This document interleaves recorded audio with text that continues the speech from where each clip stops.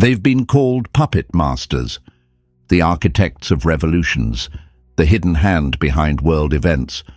For centuries, whispers of secret brotherhoods have echoed through history. Freemasons, Illuminati, two names wrapped in myth, mystery, and fear. Their symbols are carved into cathedrals and courthouses, etched on dollar bills, hidden in plain sight, yet rarely understood. Some say they preserved ancient wisdom, knowledge passed down from Atlantis, Egypt, and the stars. Others say they used that wisdom to manipulate kings, control empires, and shape entire civilizations. But who were they really? Were the Freemasons spiritual initiates, guarding divine geometry and sacred truths?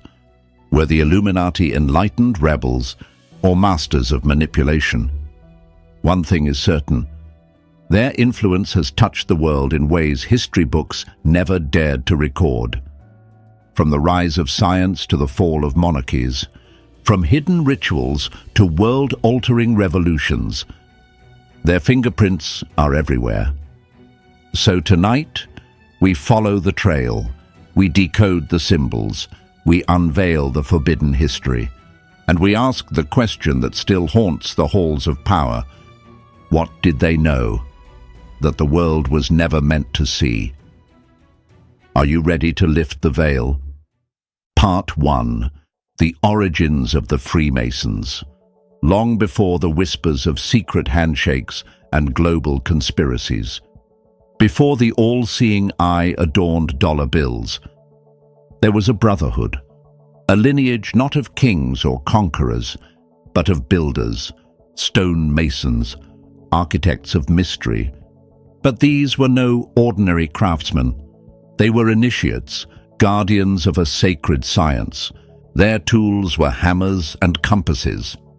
But their true work, shaping matter to reflect divine order, the sacred builders of antiquity. Their origins stretch back not to medieval Europe, but to the sands of Egypt, to the temples of Karnak, to the mysteries of Thoth. To a time when building was not a profession, it was a spiritual act. The pyramids of Giza, the ziggurats of Mesopotamia, the Parthenon of Greece, all bear the marks of sacred geometry, the golden ratio, the Fibonacci spiral. These weren't just monuments, they were vibrational engines. Temples tuned to the frequencies of the stars, the priests of Egypt, the Pythagoreans of Greece, the initiates of Rome. They all knew the same truth: to master geometry was to touch the mind of God. But such knowledge could not be given freely. It had to be earned, and so it was veiled, passed from master to apprentice, carved in stone, hidden in code. The Gothic cathedrals, echoes of a hidden tradition. Centuries passed. Empires fell, religions rose, but the builders remained. In medieval Europe, they reappeared, now as the cathedral masons. They raised towering spires in Chartres, Cologne, and Notre Dame, structures that mirrored the cosmos, vaulted ceilings like the heavens, rose windows based on sacred proportions, stone transformed into sacred mathematics. But more than that, they encoded a message. Symbols carved into pillars and glass, the compass and square, the twin pillars, the blazing star, to the untrained eye, decoration, to the initiate, revelation. These builders were more than artisans. They were philosophers, mystics, keepers of a lineage stretching back to Atlantis, Egypt, and beyond, the birth of the Freemasons. But in a world ruled by religious dogma, such truths were dangerous. So they went underground. Thus was born the Freemasons, a secret brotherhood of builders and thinkers, preserving the hidden teachings in allegory and ritual. They gathered in lodges, reenacting ancient initiations.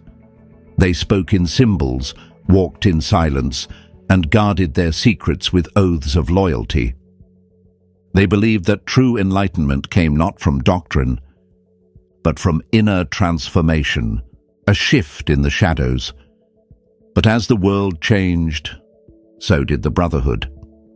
By the 18th century, Freemasonry had evolved, no longer limited to stonemasons. Now it attracted nobles, philosophers, and revolutionaries, people of influence, power. What had once been a path of sacred architecture became a network hidden in plain sight. But the deeper mysteries, they remained reserved for the few who passed the highest initiations. And so, the question emerges, was Freemasonry hijacked, or was it always meant to shape history from the shadows? The answers lie not in books, but in the hidden chambers of the temple. And as we go deeper, we'll begin to uncover what few have dared to seek. Part 2. The Rise of the Illuminati. The year was 1776. While America declared its independence in the light of day, another revolution was being born in the shadows, a silent uprising not of armies, but of ideas, not waged with swords, but with symbols. In the dark forests of Bavaria, a secret society emerged, whose name would echo through centuries of fear, fascination, and forbidden power. The Illuminati, a secret order with a dangerous vision. Its founder was not a general or monarch, but a scholar, Adam Weishaupt, a professor of canon law, raised within the church, and ultimately disillusioned by it. He believed that humanity was trapped, chained by superstition, ruled by monarchs, manipulated by clergy. But he didn't seek chaos. He sought liberation. To Weishaupt, true enlightenment required a new kind of revolution, one that would free the mind, illuminate the soul, and dismantle the systems of control from within. So he created a brotherhood, one that would spread not through protest, but infiltration, a shadow within a shadow. But to launch such a revolution, he needed a vessel. And what better vessel than Freemasonry? Freemasonry was already an elite network, filled with philosophers, aristocrats, politicians, and powerful men. And so the Illuminati entered it quietly, like a ghost stepping into a mirror. They didn't build temples, they occupied them. They didn't create a new order, they hid within the existing one. Through carefully crafted degrees of initiation, the Illuminati embedded themselves deep into the Masonic hierarchy, using its symbols, rituals, and influence as a mask. The result? A secret society within a secret society. And from the shadows, they spread. The influence spreads. In just under a decade, the Illuminati extended their reach across Europe. They recruited thinkers, artists, scientists, and statesmen. Their members sat in universities, courts, and royal councils. Their ideas sparked revolutions, not just political, but philosophical. Freedom, reason, equality, ideas that would reshape the modern world.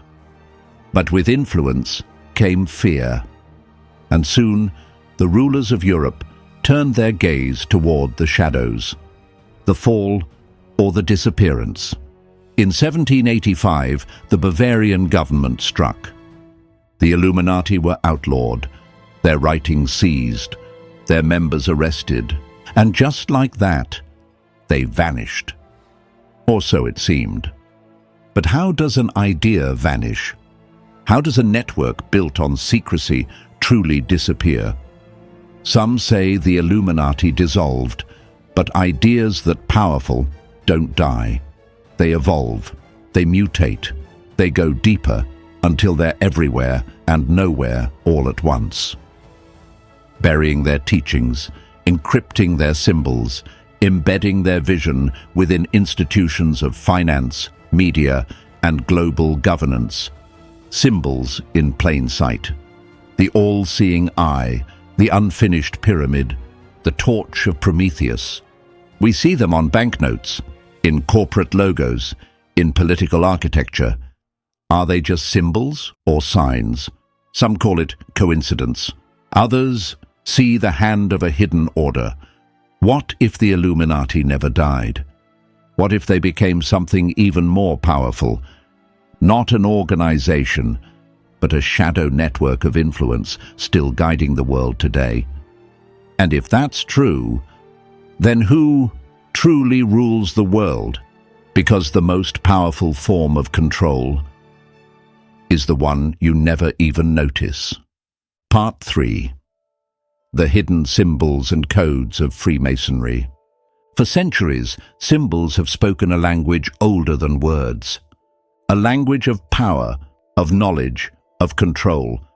And no group has preserved this language more carefully than the Freemasons. From ancient temples to modern capitals, from cathedrals to currency, their symbols are everywhere, hidden in plain sight. But what do they mean? And what secrets do they still hold? The eye of providence, light or surveillance? A single eye, enclosed in a triangle, floating above an unfinished pyramid. It gazes from the dollar bill, from monuments, from the subconscious. Called the all-seeing eye, it represents divine wisdom, the vision of those who have awakened. To the Egyptians, it was the eye of Horus, protection, insight, illumination. To Christians, it became the eye of God. To the Masons, it was both watchful guardian and spiritual mirror. But in the modern world, it took on a darker tone. It became a symbol of surveillance, of secret watchers, of power behind the throne. Could it be both? The square and compass, the balance of realities. Perhaps the most iconic Masonic symbol, the square, earth, matter, foundation. The compass, heaven, spirit, expansion. Together they form a sacred union, balancing the physical with the metaphysical. Rooted in the wisdom of alchemy, Hermeticism, and the ancient mystery schools, it teaches that true power lies in mastering both worlds, in architecture, in governance, in the soul itself. The Freemasons used this symbol to encode a universal truth. To shape the world, one must first shape the self. The Pyramid Code, legacy of the ancients. The pyramid is more than just a tomb. It is a cosmic engine. The Great Pyramid of Giza aligns with the stars, resonates with the Earth's frequency, and encodes the golden ratio in every stone. Why does it appear on the US dollar? Why do its Latin phrases declare a new order of the ages? Is it simply homage to ancient genius, or a quiet revelation of who truly builds empires? A city built in symbols, Washington, D.C. Many believe the capital of the United States was built on Masonic principles. Its layout reflects sacred geometry. The Washington Monument mirrors the ancient Egyptian obelisk, a symbol of light piercing the heavens. The Capitol dome echoes the womb of creation, a center of transformation veiled as politics. Were these architectural choices or intentional invocations? Are symbols still alive today? To the initiated, symbols are not static. They are active. Each one a key, each one a vibration, each one a doorway. So the question is not, are the symbols real? The question is, who uses them now?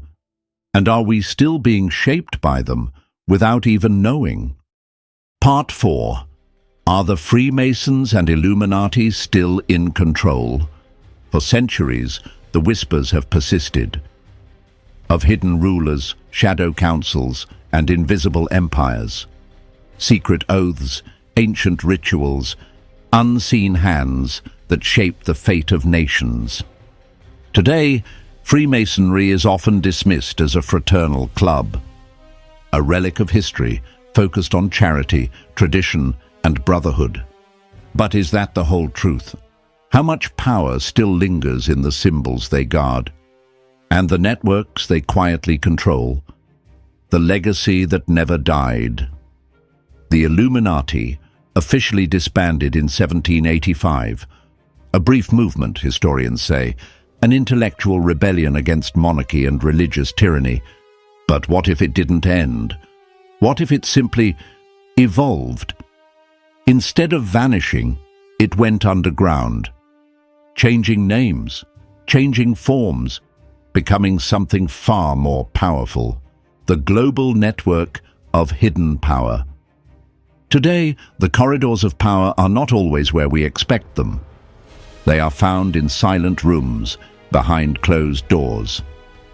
The Bilderberg Group. Once a year, the world's most powerful politicians, bankers, media moguls and royals meet in total secrecy. No press, no transcripts. What do they discuss? And more importantly, who decides? The World Economic Forum. Billionaires and leaders gather to shape the global agenda. But whose agenda is it really? The Trilateral Commission and the Council on Foreign Relations. Policy-shaping organizations with roots in elite families and old money. Are these simply think tanks or modern extensions of an ancient mission? A mission of influence, of control, of subtle dominion over the structures of society. Freemasonry, the silent ladder of influence. Freemasonry has always hidden its deeper truths behind symbols and allegory, but within its ranks lies a hierarchy. Degrees of initiation, where secrets are only revealed to those who climb high enough. Presidents, prime ministers, Supreme Court justices, bankers, scientists, intelligence chiefs. Many have had ties to Freemasonry. Is this coincidence or design? What if Freemasonry is not just a social fraternity, but a bridge between ancient priesthoods and modern governance? Some researchers claim that the Illuminati did not infiltrate Freemasonry. They became its highest degree. A shadow within a shadow. Who really writes history? We are told that history is shaped by elections, democracy, and free will, that leaders rise through merit and empires fall by chance. But time and again, behind every revolution, every war, every shift in power, there is something else, an invisible current, a silent architect. Could it be that the true rulers of our world have never left the shadows? Their symbols are all around us. Their networks woven into the fabric of politics, economics, and culture, and yet they remain unnamed, unseen, untouchable. So now we must ask, are the Freemasons and Illuminati relics of the past, or the authors of our present? Because the greatest power is not in what you control. It's in what you keep hidden. Part 5. The real power of hidden knowledge. For centuries, secret societies have haunted the edges of history, whispered about in conspiracy theories, blamed for revolutions, accused of controlling the world. But beneath the rumors, beneath the fear and speculation, lies a different kind of truth. What if the real power wasn't political? What if it wasn't about money or control or governments? What if the greatest secret was never hidden from us, but hidden within us? The inner alchemy of secret societies, the Freemasons, the Rosicrucians, the Hermeticists, they weren't just interested in kings or kingdoms. They studied something far more profound. Sacred geometry, the divine blueprint woven into all of creation. Alchemical transformation. Not just turning lead into gold, but transforming the soul from darkness into light. Symbol and number, the language of the universe, coded into reality itself. These weren't just mystical ideas. They were tools, blueprints, technologies of consciousness designed to awaken the divine spark within the human being. But as civilization rose and power centralized, that knowledge became dangerous. The knowledge that shapes reality. In the ancient world, wisdom was sacred, guarded, transmitted only to the worthy, through initiation, trial, and silence. The mystery schools of Egypt, Babylon, and Greece didn't teach dogma. They taught transformation. Freemasons built cathedrals that sang with sacred ratios. Hermeticists wrote that all is mind. Kabbalists mapped existence through the tree of life, showing how energy descends from the infinite into form. But while the outer world was fed obedience, the inner teachings were buried, yet they survived. In symbols, in rituals, in architecture, language, and myth. Even today, these symbols are used by corporations, by media, by the elite, but their true power is not in control over others. It is in control over self. Because here lies the final truth. The real secret is you. You are the temple. You are the architect.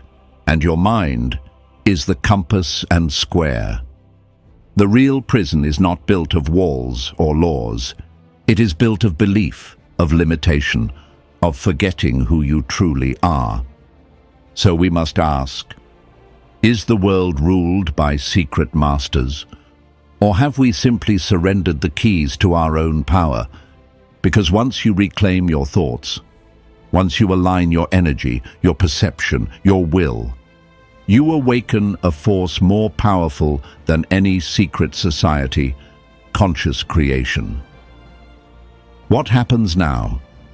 This knowledge was hidden not to oppress, but to protect, to wait for those with the eyes to see and the courage to remember.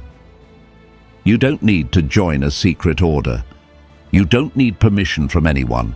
You only need to awaken, to remember the code, and to step into the role you were born for, not as a follower of symbols, but as the one who understands them.